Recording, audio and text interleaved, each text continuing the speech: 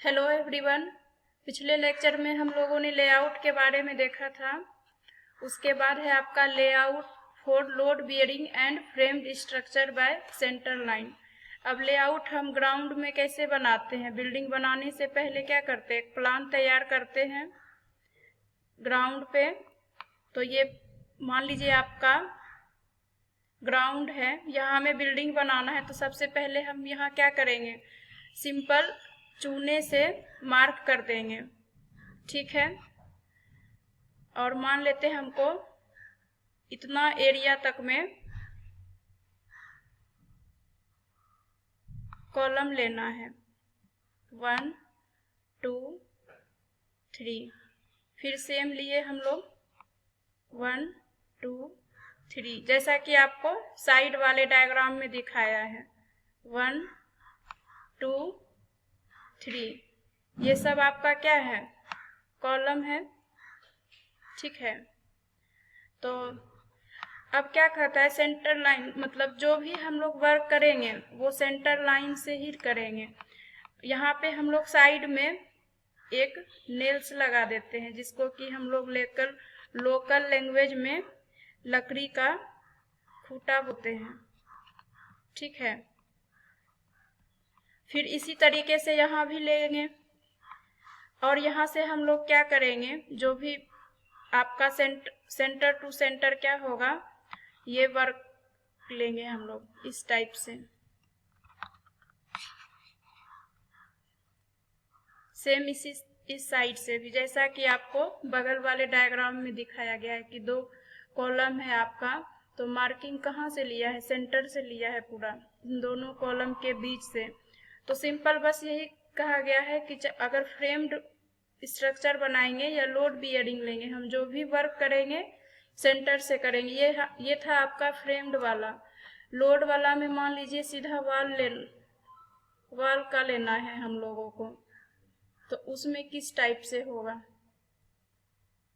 उसमें भी सेम यही इसी टाइप से होगा। जो हम लोग ये वाला लाइन लेंगे वॉल में, ठीक है, ये भी आपका सेंटर से होगा। मतलब सेंटर कहने का मतलब हो गया इसका लेफ्ट और राइट दोनों इक्वल होना चाहिए, बीच से लेंगे जो भी वर्क करेंगे।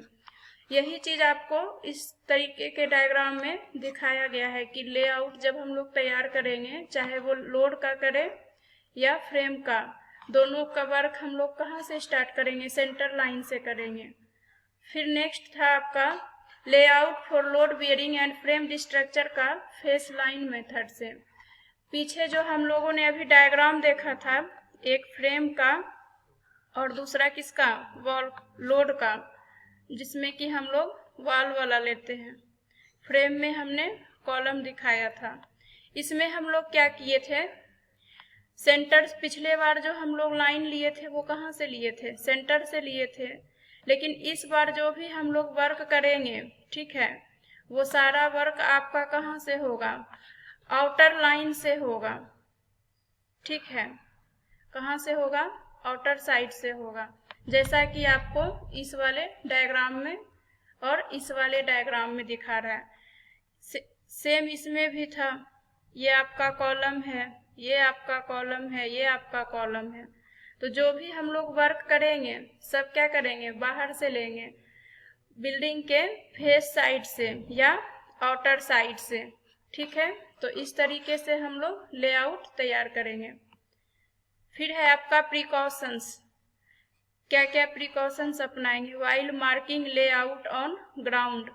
सबसे पहला क्या है, correct measurement of distance preferably by steel tape.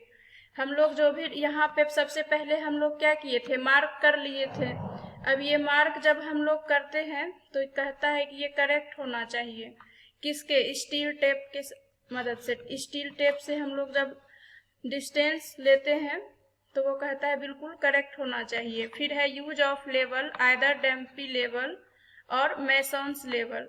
हम लोग को फिर क्या यूज करना है, डम्पी लेवल। डम्पी लेवल आपका क्या वर्क करता है, जैसे ये आपका ग्राउंड है, फिर आपका ग्राउंड यहाँ है, तो ये डम्पी लेवल क्या करता है, आपका 2 हाइट का मेजर डिस्टेंस को मेजर करता है। मान लीजिए एक हाइट आपका यहाँ पे है, ठीक है, ग्राउंड पे एक हाइट यहाँ पे है।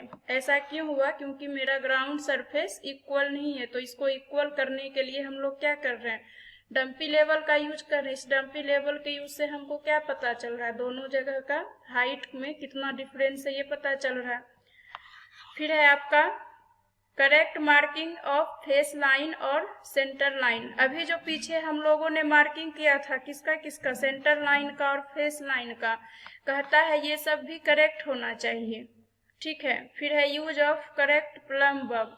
प्लम बब क्या करता है, आपका विड्थ मेजरमेंट करने का काम करता है। किसी भी ग्राउंड में जब हम लोग क्या करते हैं, लेआउट तैयार कर रहे होते हैं, तो हमें क्या क्या चीज का यहाँ जरूरत पड़ा था। सबसे पहले तो हम लोगों का था कि डिस्टेंस मेजरमेंट करते हैं स्टील से, डंपी लेवल से हाइट का पता कर लेते हैं, और प्लम बब यूज करके हम लोग क्या करते हैं, विड्थ पता कर लेते हैं। ठीक है, पॉइंट्स ऑन ग्राउंड। फिर है आपका checking of distance from at least to independent measurement. इसी डंपी लेवल के हेल्प से हम लोग क्या करेंगे, दो जगह का हम लोग क्या कर रहे हैं, डिस्टेंस मेजरमेंट कर रहे हैं। तो ये सब आपके क्या है, प्रिकॉशंस है जब हम लोग क्या कर रहे हैं, मार्किंग कर रहे हैं ग्राउंड पे। तो जॉब लेआउट में आपका इतना ही था। सबसे पहले था कि जॉब लेआउट क्या होता है, जो पिछले लेक्चर में हम लोग डिस्कस किए थे। जॉब लेआउट किन किन चीजों पे डिपेंड करता है। फिर हम लोगों ने देखा फेस लाइन मेथड और centre line method. Phase line और सेंटर लाइन मेथड में हम लोगों ने देखा कि जब हम लोग किसी भी बिल्डिंग या स्ट्रक्चर बनाने से पहले लेआउट तैयार करते हैं ग्राउंड पे, तो सेंटर लाइन में हम लोग जो भी वर्क करते हैं वो हम लोग क्या करते हैं, सारा वर्क सेंटर के थ्रू करते हैं। और फेस लाइन में हम लोगों ने क्या देखा कि चाहे वो वॉल का ले रहे हैं या फ्रेम्ड वाला ले रहे हैं, हम लोग जो भी वर्क करेंगे वो कहाँ से करेंगे, आउटर साइड से। जैसे क्या कि आपका ये सब डायग्राम में दिखाया गया है। ठीक है, फिर कुछ प्रिकॉशंस है कि जब हम लोग ग्राउंड पे क्या कर रहे हैं, लेआउट तैयार कर रहे हैं, तो कौन कौन सा प्रिकॉशंस हमको ध्यान रखना होगा। उसके लिए है क्या, मेजरमेंट अच्छी होनी चाहिए। डंपी लेवल का यूज करके 2 पॉइंट का डिस्टेंस मेजरमेंट कर लेंगे। प्लम बब का यूज करेंगे जिसके सहायता से हम लोग विड्थ चेक कर लेंगे। हमारा मार्किंग सही तरीके से होना चाहिए, चाहे वो फेस लाइन का हो या सेंटर लाइन का हो। तो ये सब आपका हो गया प्रिकॉशंस। जॉब लेआउट में इतना ही था। नेक्स्ट क्लास से हम लोग नेक्स्ट चैप्टर पढ़ेंगे। आज के लिए इतना ही। Thank you.